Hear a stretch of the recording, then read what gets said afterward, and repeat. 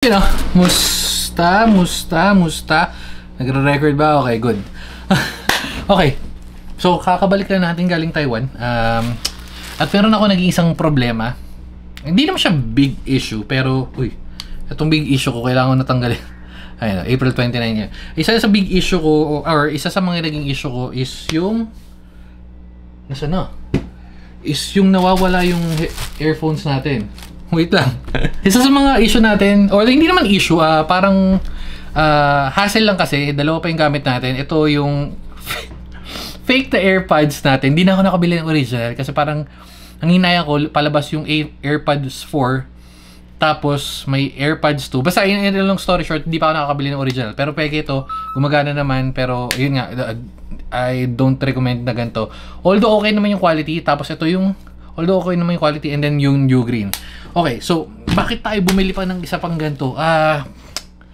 Feeling ko kasi ito yung magsisync dun sa dalawang devices na gamit ko, which is tong iPhone and then tong Android. Gagana naman sila parehas.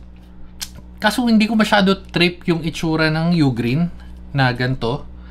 Tapos yung AirPods na ganito, hindi siya gumagana, hindi siya seamless na gumagana sa Android. So, kaya napag-desisyonan ko, bibili ako ng AirPods Max dapat. Nung nasa Taiwan kami, pero sabi ko, yung price difference niya, halos parehas lang. Tapos, hindi, tingnan natin. Pero anyway, so in short, naghanap ako ng pwedeng alternative for now. Bago ako bumili nun, pag hindi to maganda, papunta tayo dun. So, bumili tayo ng JBL na Wave Beam. Nabili natin 3120. Talaga ba? 312? Di, parang mas mura ko siya nakuha. Parang 39 kasi original nito, 37 ganyan. 31 nga. Ayan, ito. So, ang original price talaga niya is 3738. Depende sa bibilin. Hindi ko alam kung presyo ko yung MSRP niya. Pero yun, nakuha sa shop 31 and then may discount. And then may discount, nakuha natin ng 2620. Dalawang klase itong wave, may wave, yung first wave, wave beam na una, tas wave beam 2. Kung ano yung difference, di ko na sure kasi binili ko lang. Ito yung feeling ko na, kasi pag search ko, para ito yung unang lumabas. And then pag search natin, okay. So, wait lang. May warranty pa pala ako. Maganda to. Kasi yung JBL ko rin nakuha, yung pinakaunang-unang JBL ko.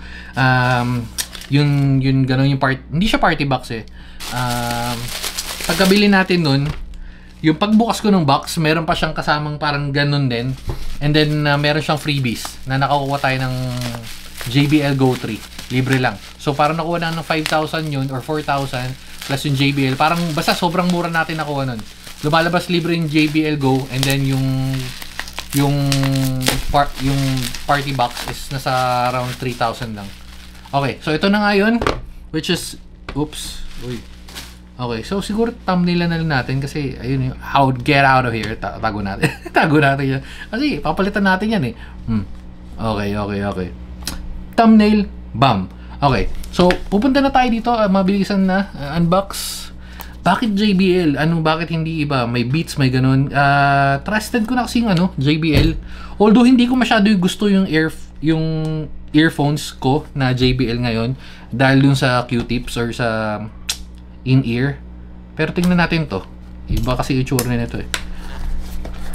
May iba-ibang kulay. May pink, may violet, may green. Parang ganun. Pero syempre, black yung kinuha natin. Black kasi. Bakit hindi? Okay. Nalaglag. So, nalaglag na kagad yung gamit natin.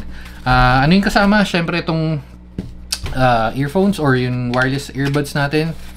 And then, meron siyang kasamang orange na kable. Cute na cute. Mama Pegs na kulay.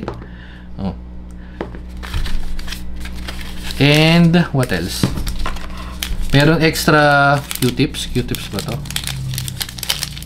In-ear. Ayan.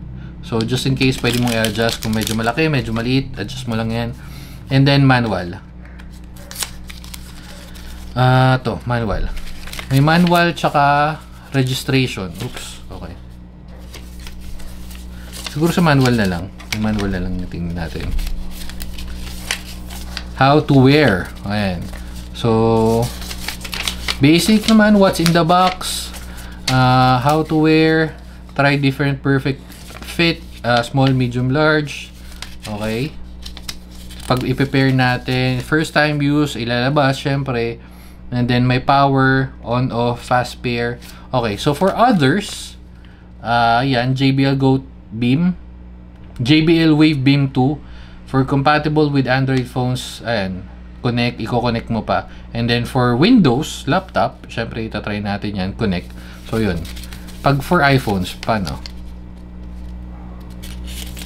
Oh, ito yung sinasabi ko, kaya natin itong binili. Meron siyang dual connect. And then multi-phone connection. Try na lang natin para hindi na tayo nagaganto. Pero just in case, ito yung manual, quick lang naman.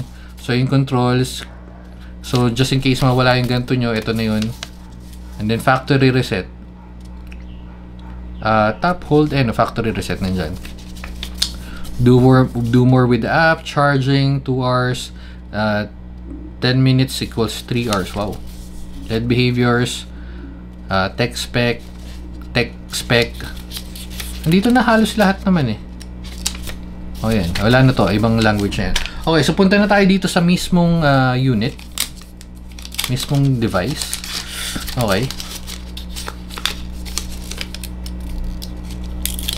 Oops. Okay. So bago tayo bumili ng, pinipili ako kasi kung AirPods 4 or AirPods 2. Pero kasi na-try natin yung yung Max sa Singapore, ang ganda. Medyo malaki nga lang, pero yan. Ito yung itsura niyan, JBL Wave Beam 2. Wave Beam 2, ayan. Malit lang, cute lang din siya actually, kasing laki lang nito. Even itong sa Ugreen. For the price of 2,627. Okay. So try na natin i-connect sa iPhone. Pag sa iPhone, oops.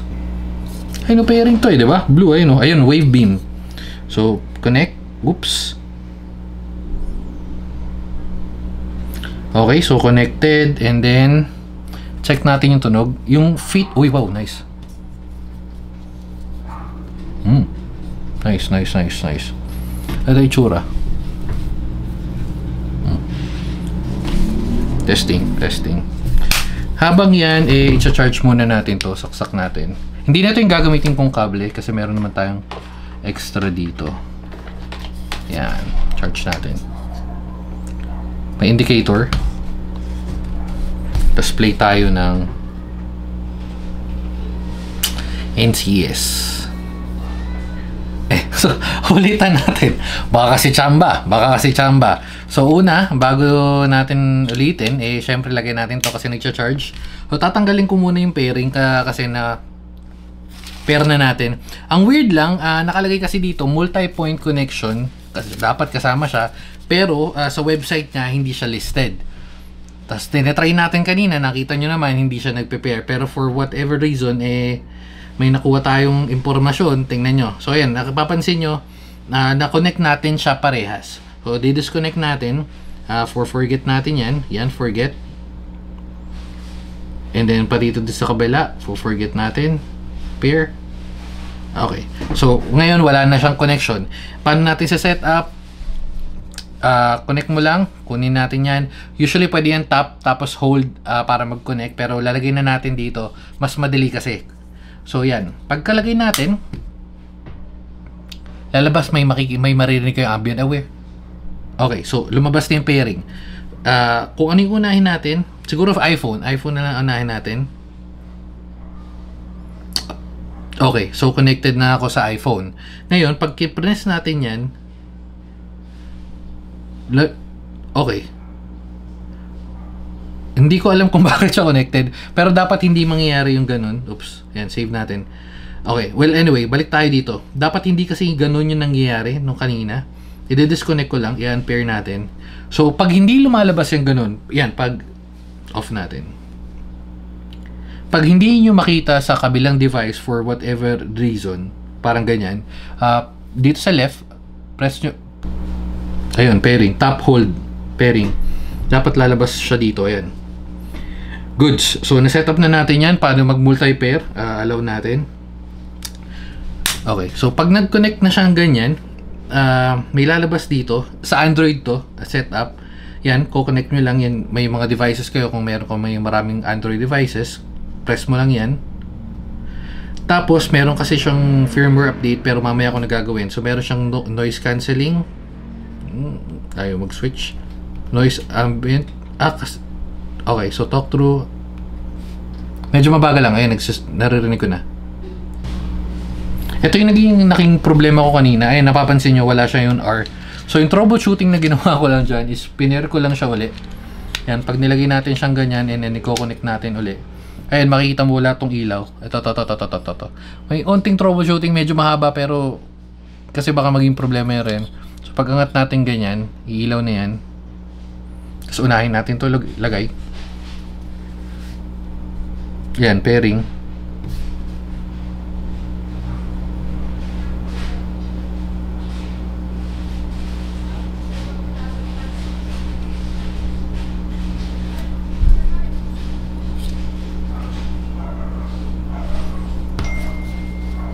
Kasi dapat dalawa sinabay ko, si Raulo.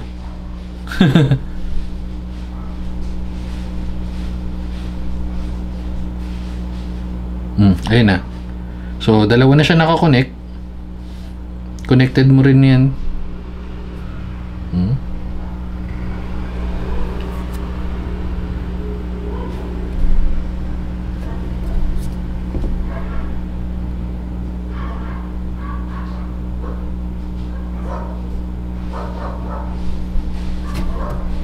Okay.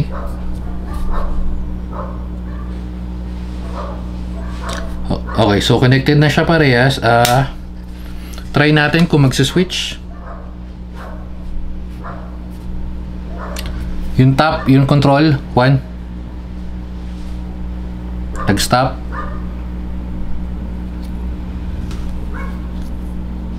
Okay, gumagana. Lipat tayo dito sa kabila. Oops.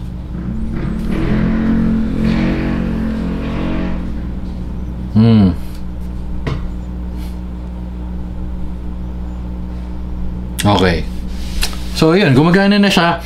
Medyo hassle lang part yung pag-setup na pair, unpair, pair, unpair. Pero, once na ma-setup nyo na, actually, ito, wait lang. Ito pala testing natin.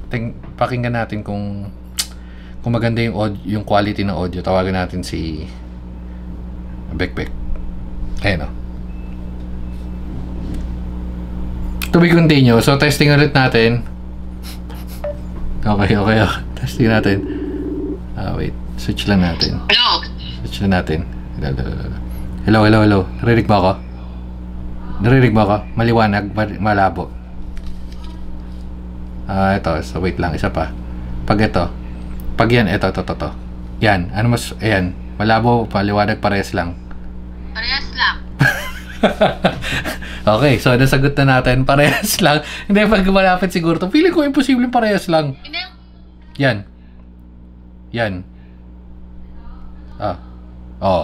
sinasabi ko sa iyo, mas okay daw to sa base sa pakinig niya. Pero, yan lang. Sige na. Hindi na natin tatapusin.